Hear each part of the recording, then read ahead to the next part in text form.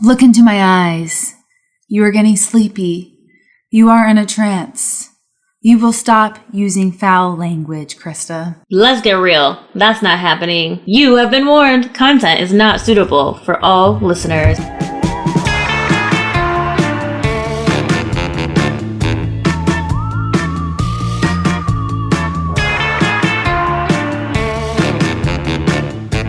Welcome! You're listening to Bewitched Banter. I'm Krista, and I believe that people are inherently shitty. And I'm Amy, and I tend to believe that people are naturally good. But ironically, I'm a super believer in the supernatural and all things spiritual. And I'm a total skeptic. We're best friends, and in this podcast, we're seeking to explore and understand each other's perspectives with deep dives into the spooky, the spiritual, the magical, and the mystical. And some straight up spoofs. Today, if you didn't catch on from our disclaimer, we are covering hypnotism. Cheers! Cheers! Ooh!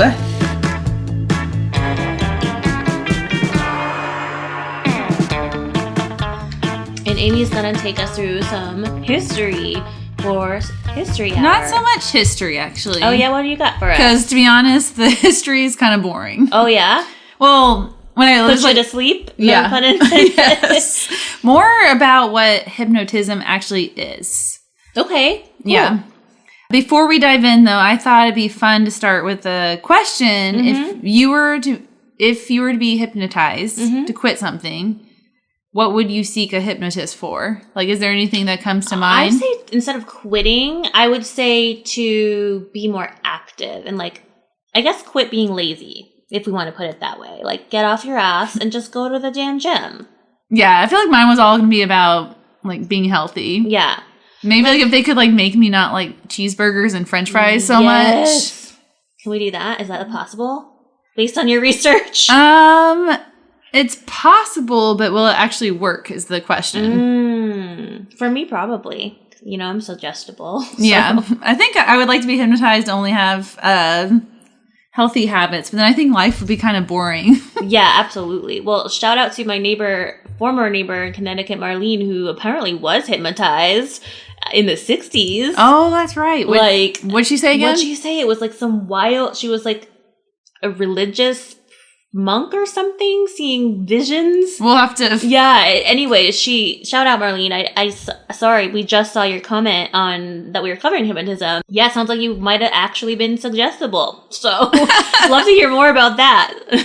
Have you ever been to a show where someone's hypnotized? Have you ever? I actually don't think I have. Okay. For me, my first I knew what hypnotism was through the movies and everything else, but my real first experience was in college when I was a freshman. We went there a week before orientation, to get acclimated, and they had all these fun events, right? And one of them was they had a hypnotist come in front of a huge theater, right? Mm-hmm. All of us packed in, and he had us all hold our arms out. And he was he said something visualize something, and he said different things to do, right? Okay. And for the ones, it didn't work on some people, and then it worked on other people, right? Mm-hmm. And by that exercise, he picked people up picked a few audience members and had them come up and hypnotize them. And did things have them dance to Enrique Iglesias and crazy stuff. So wild dancing to Enrique. Yeah. Ow. Well, I mean, it was also sponsored by the college, so it had to be a little, I don't know if kid friendly, but you know what I mean? Yeah. School friendly. A little toned down. So that is most people's probably experience when it comes to hypnotism. Basically where people go on stage and the hypnotist controls the person's behavior. And right away, from my research, was saying that is not real. That is not hypnotism, really. Okay, so I don't know if you'll cover this, sorry, but in Get Out, where he's hypnotized by the teaspoon and the sound, is that real? Not real? No. Shit, really? So wow, that's because that was a huge piece of that movie, obviously. I don't know if you saw it. Yeah, and I think hold that thought because I'll get to it. Okay. It's going to make sense. Okay. There's a psychiatrist who studies the field, and I thought this was a great quote from the start. His name's Clifford Lazarus, and he said, "The truth is that stage hypnosis is essentially a theatrical performance and has about as much in common with bona fide clinical hypnosis as many Hollywood movies have with real life." Okay, so no likeness at all to the real thing. No, he's like, that is just an exaggeration. That's to get an audience, is to make money. That is not hypnosis. Got it. And from what I really gathered, hypnosis is probably one of the most misunderstood and controversial methods of psychological treatment. And I didn't realize it was actually used in real psych treatment until we started this, to be honest, because I only thought of it as the entertainment. Yeah, exactly. And I mean, like, again, the movies. That's what I always picture. And so for me, it was like, what exactly is hypnosis? Because obviously there's what I thought it was originally. And then after my research, I kind of walked away thinking it's something else. From the definition I found is hypnosis is when someone's in like a trance-like mental state. And in this state of mind, they may have an increased attention span, concentration, and suggestibility. Some people describe someone as almost being in like a sleep-like state of mind, but it's actually the opposite, with people having more focused attention, heightened suggestibility, and vivid fantasies. And the hypnosis is used as, like, as you said, you didn't know this, but it's used as a therapeutic practice. Right. And they use as a way to like help people cope and treat from different conditions. Cool. Honestly, we've all experienced trance-like states when you think about it. So think about like when you drive to work and you can't even remember the drive because you're just like on autopilot. Oh yeah, or let's say you move and you're going to your old route or whatever. Yeah, or just like when you're watching Netflix and you're like, oh, I don't know what happened in the last 5 minutes. Oh yeah, or like, that's a good one. Or sometimes, hopefully people aren't doing this to us now, but I've listened to podcasts and I'm like, what if I listened to the past half hour? Yeah, don't do that to us, guys. Sorry. I'm going to focus more on is hypnotherapy. So is hypnosis and hypnotherapy the same thing? Kind of. Okay. But how they differentiate it, it's hypnosis is the tool that is used in hypnotherapy. Okay. And hypnotherapy is then using hypnosis as a therapy practice. Got it. Okay. And hypnosis has two main stages, which are often referred to as the induction and suggestion. During the induction, this is when the patient is told to relax, focus their attention, and they will be guided into hypnosis. Okay. This stage can last a few seconds or 10 minutes, or it can be an hour. It just depends how long it takes someone to get into that trance-like state. So back to Get Out, when she's moving the teacup and making that noise, that could be an exercise to help someone relax. Because that was like when you're watching the movie. Yeah, he like got real sleepy. And the sound was very relaxing. And anything like that. Watch the pocket watch swing back and forth. I don't think they actually do that in hypnotherapy, but it's more about how you can get people to relax. And they're telling you are focusing your attention on something. Right. And then during the second stage, the induction, the goal is to focus the mind and for the patient to focus their attention on the therapist. Okay. So the suggestion stage is when the therapist is talking and walking the hypnotized person through hypothetical events and different scenarios to help them address different behaviors or feeling. And then to reach hypnosis, so you got these stages, right? You want to work with a therapist or a hypnotist, and they're going to guide you through an exercise. And you're really, it's almost like meditation. That's what I was kind of finding. You're trying to find that relaxed state. Yeah, like a focused, I mean, at least that's the little I've learned about meditation since I've only been doing it for a year. But yeah, it's like a focused state on the present moment. Yeah, and hypnosis, to be honest, is not, I think it has that bad reputation that it's like, oh, we can control you and we can control you against your will. You're going to do outlandish things you never thought you would do. But that's really not it at all. That's good to hear because my story is going to touch on that. Yeah, and it's honestly just like meditation, but it's more like a therapist is guiding you through the meditative state. And it actually, they've had scientists show that it lights up different regions of the brain, an activity. And the part of the brain it impacts the most is the part of the brain that perceives pain and regulation. And it actually, being in that trance-like state, it quiets down the region of your brain that processes emotions and like sensory. Okay. Probably when you're in a like trance-like state, you're not picking up on all the things that are happening so much around you. And you're really in the moment. There's people who think hypnosis doesn't have any impact and it's all placebo. Mm-hmm. And from what I gather, how can you really prove someone's being hypnotized? Right, because their reality is their reality. That, and also there's no proof. Like you can't be like, oh, watch the video, I was hypnotized. Right, because they could be acting. Yeah, so it really comes down to, do people want to be hypnotized? Mm-hmm. You can't, no stranger can, if you are not susceptible and open to being hypnotized, you can't be hypnotized.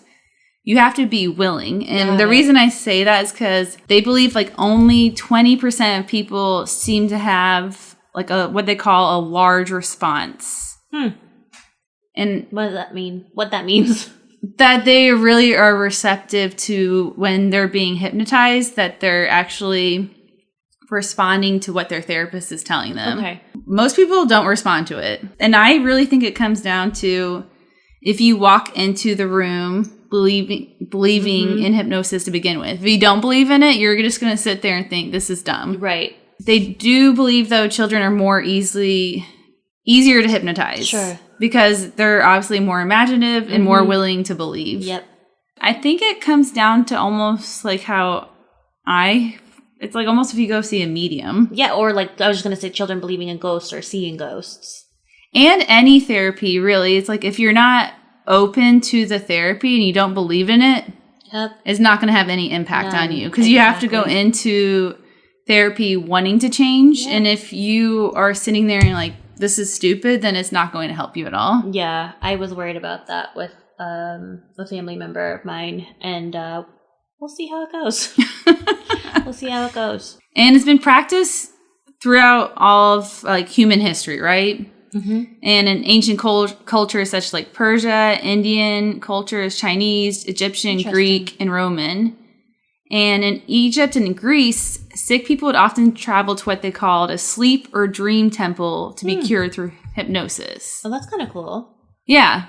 And then in ancient India, they practice all different types of hypnosis, what they call sleepwalking, dream sleep, or ecstasy sleep. I was like, get me on that sleep. Me up. I was like, sounds like you just woke up from like a bomb ass dream. And it's not like, you know, when you have like, you wake up and you're just like fully rested and you have that amazing feeling. I was like, God, I haven't had a good night's rest in a minute, but yes, I do know. I know. I've been popping melatonin gummies like crazy. Nice. My sister gives that to the kids. Works real I took good. I was like wired last night, so I took like 4. Damn. Probably why I was late to hang out because I slept in. All good. Some of the earliest recordings of hypnosis have been discovered on ancient Greek papyrus dating back to 1550 BC. Damn.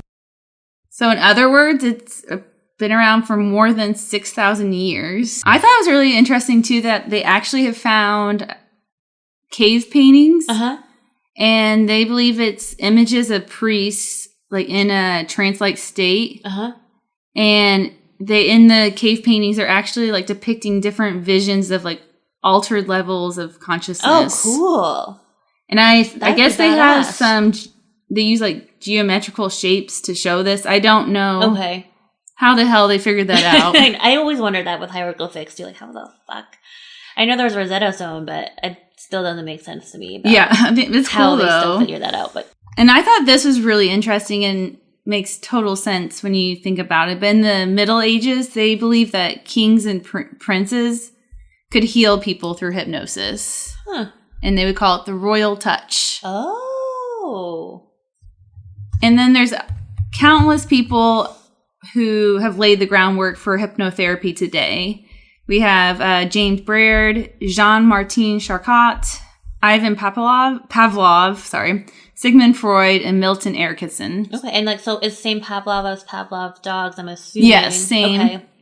And Erickson is pretty popular through education, and then Sigmund Freud. Okay. And to be honest, I didn't include it because it wasn't the most exciting information. Well, listen. I was like bored reading it. So I was like, I would be bored retelling the information in the podcast. Listening would be, I'm sure. So I decided to edit that part out because it was like a long, how did we get to hypnotherapy? Sure. And there's several different types of hypnosis that I'll be covering. Okay. So the first one is going to be your traditional hypnosis. And this is probably the one that we all visualize when we hear that word. Okay. So this type of hypnosis relies on commands that are given to you when you're in a hypnotic state, and it can impact how one behaves, and it can change how you feel about something or what you're thinking about. So kind of think about like, that's probably more traditional for someone who's like, I want hypnosis to stop smoking, stop drinking, or any kind of addictive behavior. Sure. That's probably more the hypnosis that they would seek therapy for. Okay. And then we have Ericksonian hypnosis, which I mentioned earlier, and it's named after Milton Erickson. And some Phoenix pride here. He's from Phoenix. Get it? PHX. And he's actually considered the father of hypnotherapy. Okay. And instead of using commands, this type of hypnosis relies on storytelling, metaphors, and indirect commands. And the reasoning behind this is that I thought this was interesting. They think that people will be more susceptible if there's indirect commands than someone like who's telling them directly what to do. It's a more gentle approach. Got it. And they'll internalize it and basically just be more willing to be open to it. Because no one likes to be outwardly told what to do. No, you know what? Listen. No, we all hate that, right? And this would be the type of hypnosis they tend to use on people who are more skeptical. Okay. Because, so you. Yeah, someone like me. Because it's going to be, obviously, if you, like someone comes in, they totally believe in hypnosis, then there's not that, what do I want to say, like the barrier to use that therapy. But if you have someone who doesn't believe in it, you kind of have to, like they said, kind of a more, almost like a workaround. Yeah. Like you're sneakily getting hypnotized. Then we have cognitive behavioral hypnotherapy, and this is commonly used to help someone create more positive thoughts or change their behavior for the better. Okay. And this type of hypnosis uses different psychological methods, like such as working on your imagination and like looking at different future ideas and kind of like how you envision those yourself to act in those situations, but like how would you do that in a better way than you normally would approach a situation? Okay. So it'd be that's kind of cool. Yeah, and it's usually used for someone who has like anxiety, anger management. Yes. Whoops. That was one. This will be interesting. Depression, because I'm sure you look at everything with the lens of a little bit in a negative way. And then it can also help physical ailments such as IBS. Okay. And the reason I'm saying that... we know why. You're familiar.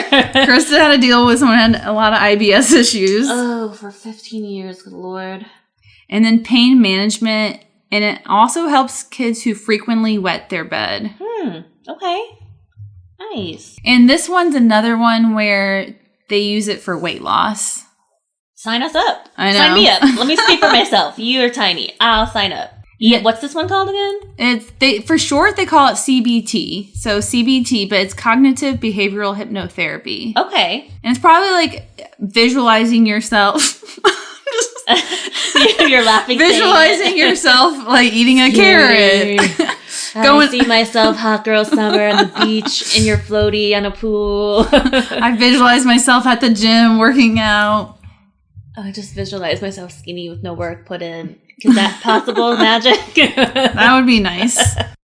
And then regression hypnotherapy is when a hypnotherapist has you revisit your past, and the goal of the practice is to find the underlying reason for an issue or problem you are currently experiencing. Okay. And this can help people understand why they have developed like certain phobias or different fears. Traumas. If someone's having intimacy issues, it can help alleviate relationship issues, because we all know like sometimes when you're having a fight with your partner, you're not really fighting about them not doing the dishes. It's never. No. It's like the bigger underlying theme that you need to have the conversation about. Trigger. Like they don't. Yeah. Right on. Whoo. And they often use this for people who, and I'm sure they're probably having anxiety, but people who are consistently feeling guilty or shame.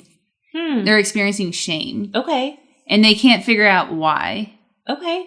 And I could imagine this might be for someone who might be like a victim to like abuse or sexual abuse, because that causes people to have a lot of shame. Yep. And then even if it happened at like 10 years ago, they might still be dealing with these things. And it's like, for the whole practice is really to figure out why you have these feelings. Yep. And what happened in your life to make you have this feeling. Got it. And this therapy does have its limits, and it's considered to be very controversial compared to the other ones. Okay. And the reason it's so controversial, I thought this was really interesting, is because sometimes it can trick people into creating or fictionalizing memories of the past that don't exist. Okay, that is something I need to talk to my therapist about, but that reminded me that there have been some things in the work I've been doing that have come up, and I don't know if I'm making them up or not. And I think I need to go work through that. No, I think that's interesting, because I think sometimes everyone has certain behaviors in their life and they're like, why do I do this? Mm-hmm. And it's like human nature to always want to pinpoint and give an answer to why you do something. And I can see how this type of therapy, if they're leading you through all these exercises, how people could start making up fake memories or starting to believe something happened to them. Yeah. And maybe it might be the way like the hypnotherapist is like prompting them and asking them questions where almost in your mind's like tricking you like, oh, this happened. I just think that's really interesting. And the reason it's so controversial, because several people have came forward and said that they remembered being abused, or they relived some trauma that they found out later on that was just a memory they made up during the practice. Wow. I could see why that's controversial and hardcore. That's, And my last one is solution-focused hypnotherapy, which is a mouthful. And it's going to be when someone focuses on their current situation and decides what they want their future to look like. So to me, it sounds like a fancy vision board. That or meditation again. Yeah. Yeah, totally. And during this type of therapy, people will focus on creating goals that are often guided to find solutions to any current issues they are facing. And this one they call therapy client-centered, because the client is the one finding the answers more than the therapist being the facilitator and guide, giving them the answers. Where most of the other hypnotherapy, from my understanding, it's more the therapist leading it and giving you the answers to your problems. And thereby being suggestive. Yeah. And like reframing your mind. Huh. So I like that. But really, it's not what people think it is. No one can tap you on the shoulder and make you hypnotize. Right. From what I'm studying or what I looked at, it's not, hypnotism's not what we think it is as a culture. Yeah. Like, do you think people can be hypnotized? I think people can be manipulated. I think so too. This is one of the things I've never actually, in my woo-woo-ness, I've never really looked into or even thought about really. I just, I don't know. I don't think hypnotism is as sexy as I thought it was going to be. Yeah, it's just a different form of therapy. I thought for me it was going to be like all these interesting stories, and then I kind of read about it and I'm like, it's kind of boring. You're welcome, guys. You're welcome. Please put us to sleep. It's not the sexy, like, tap them on the shoulder, they do crazy stuff. It's really just, are people wanting to work on themselves? That's really all what it's about. And it's just a different form of, like, meditating. Would you do it? Yeah, why not? I don't have anything against it. Cool. But I did find, like, when I was doing my research, a lot of, like, the websites I was landing on were kind of sleazy. Like, I felt kind of... I saw that, too. I felt like, for me, when I was doing my research, it was really hard for me to find websites and information that wasn't a sales pitch on why I should try out this type of therapy. I found the same thing, because I was going to cover this one doctor, and it was clearly a video for signing up for his workshops.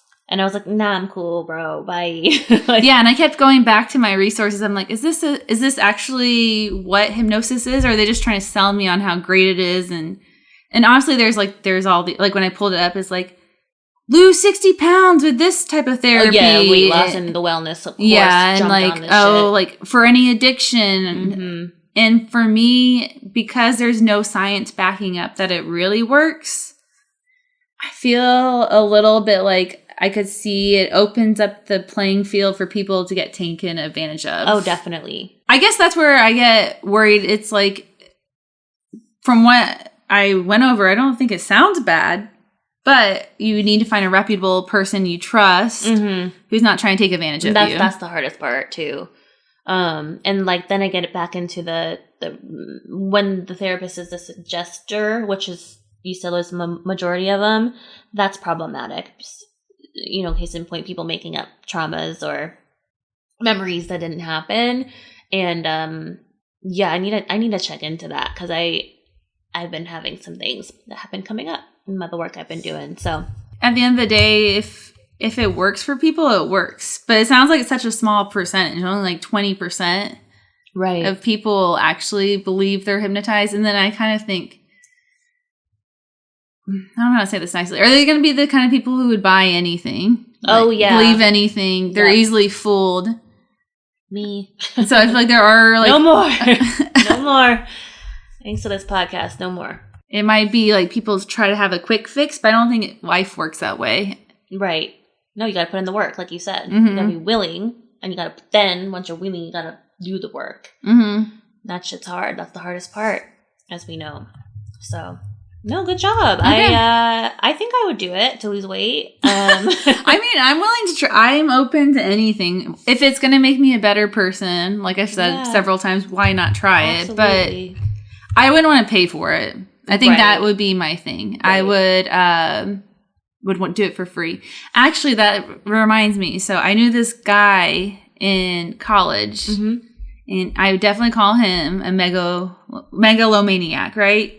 He was insane, and he had the biggest ego, and I've mentioned him before. He's the guy who always had to talk about how smart he was. Oh, yes. He's a very toxic person. Yes. But my friend started dating him, and he thought he could hypnotize people. Oh, no. So he would hypnotize her, and she said she would just play, like she liked him enough just to pretend the whole time. Whoa. And then one time I allowed him...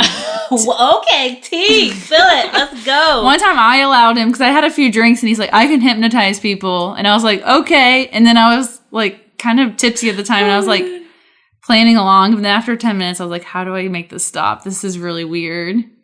Huh, so you didn't feel it? Or you just I didn't feel anything. Okay. He was like, you're going to say this after me. And then... They were just like, F you, I'm out. Yeah, this is it was bizarre. It's bull. Yeah, but I guess he had like a sexual like fetish, and he would like try to hypnotize and control my friend all the time. Oh no, that's called abuse. Yeah, exactly. That's what that is. And then she would just play along. So it was like totally messed up. But that to me was like, I was like embarrassed for him. I'm like, you think you can hypnotize people? Wow. Why didn't anyone just like punch him in the dick? Just be like, or kick him in the dick? Like, I don't know. Sit down, too. Like, no, bye. I mean, basically, I think if anyone says they can hypnotize you, run.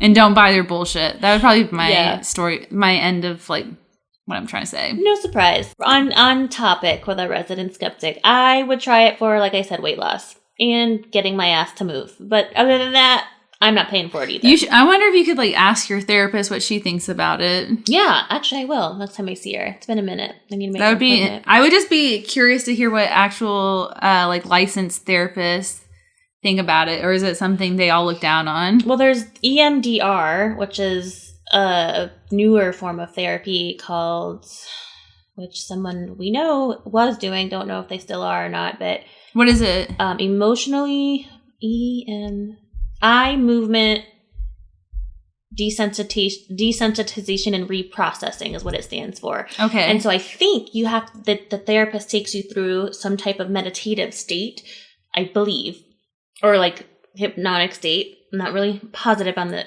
terminology, and then then you walk them through the past trauma of whatever it is you're trying to work through, and you reprocess the trauma in your mind as a positive thing or a past thing that you Okay, so it sounds very familiar to hypnosis. Yeah. I don't really see a difference. I don't know if they use like the talisman or whatever, the tool, to get to that state. But from what I understand from that person, it was working.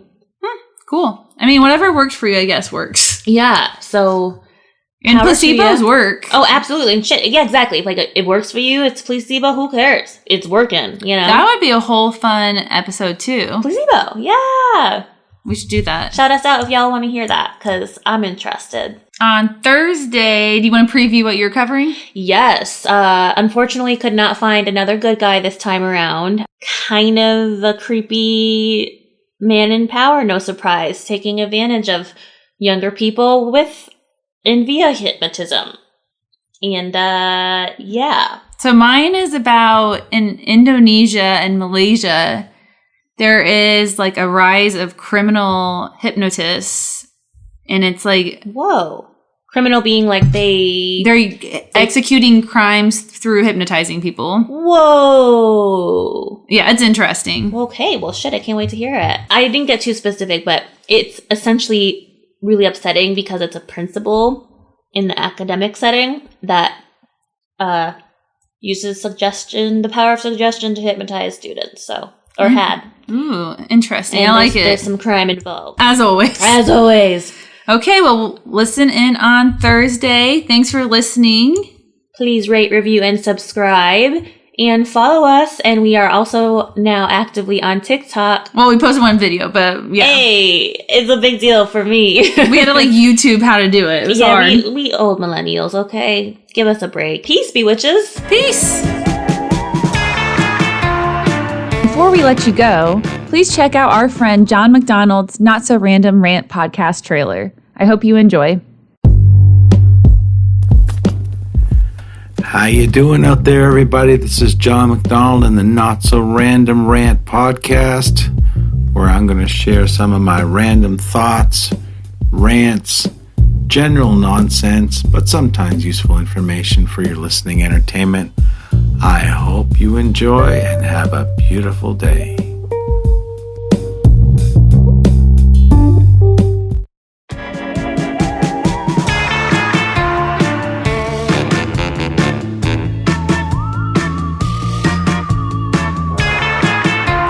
Thanks for listening. Check us out on Instagram or bewitchbanter.com. Suggestions for the show? Email us at bewitchbanter@gmail.com. Credits, music Phantom Fun by Jonathan Boyle from premiumbeat.com. Podcast, edited and produced by Krista Hinz and Amy Holt. As always, if you enjoyed, please rate, review, and subscribe.